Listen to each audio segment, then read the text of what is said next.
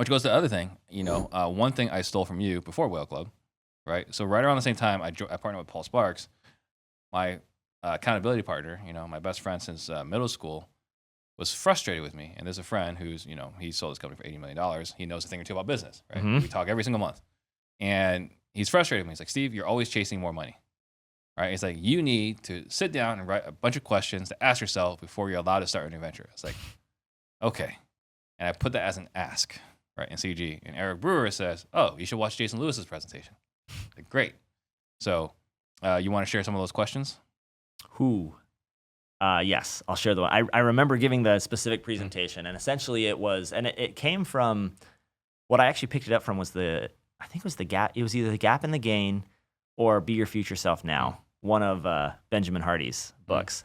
But essentially it was, before you start, you want to make sure that it's past your tests, right? And ask the questions. And every person has their questions that ultimately matter the most to them, right? And it stems from, what are your core values? What matters the most to you, right? Like, for example, one of his at the time was like, I cannot start this venture.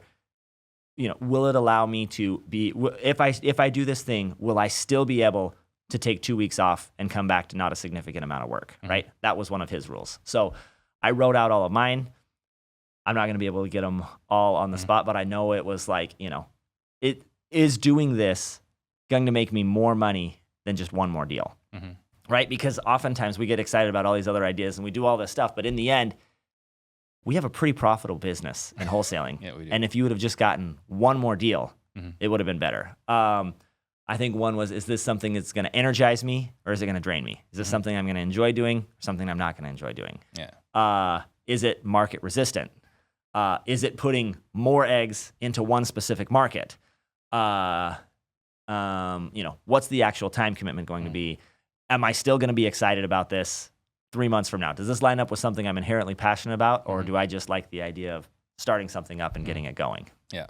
And one of the ones I put from it was like, will this be fun? Will this be fun? Yeah. Yeah. Which at this point in my life, that matters way more to me than it did 5 years ago. Yeah. 5 years ago, so I don't care if it's fun or not. I got lucky, but it was like, I'm just going to do what's going to help me achieve my financial goals. Now I'm much more interested in, am I passionate about this? Yeah. Am I excited about this? Is this the type of thing that I'm going to like? And is it going to have me doing things with people that I like? Yeah. And I think, go back to Creation Utah, Investment Machine. Clearly, like, they both passed that test really, really well. One of the other things I liked a lot was you said something. My wife also enjoys this message, right? It's like, I've got an unlimited budget except for one thing. Yeah. What is it? My travel budget. I said that once to Jason Medley. I was like, yeah, sorry, it's just not going to be my travel budget. And he was like, are you kidding me? He's like, you make how much in your travel? Hang on. Didn't say my financial travel budget. I said my travel budget. It's my most limited budget that I have is my travel away from family budget. Yeah. I have a certain number of days that I'm willing to sleep in a bed other than my own. And I'm in multiple masterminds. Right. And I've never, so the masterminds that I'm in have 4 events. Never been to all 4 events in a year. Probably never will, because one of my rules in terms of the travel budget is June, July, and August, I don't leave. Like, it would take an incredible opportunity to get me to leave in June, July, August. I always miss any event that's in June, July, and August because I don't leave Utah in June, July, and August. That's the summer. I live for the summer.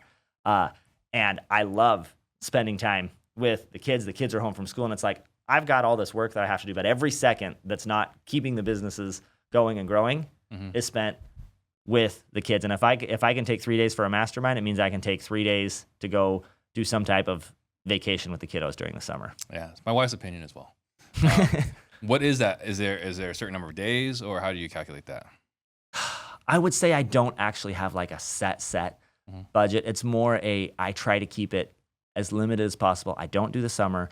And also, it kind of depends a little bit on how the family is doing as well. Like, I do try hard to be a genuine contributor at home.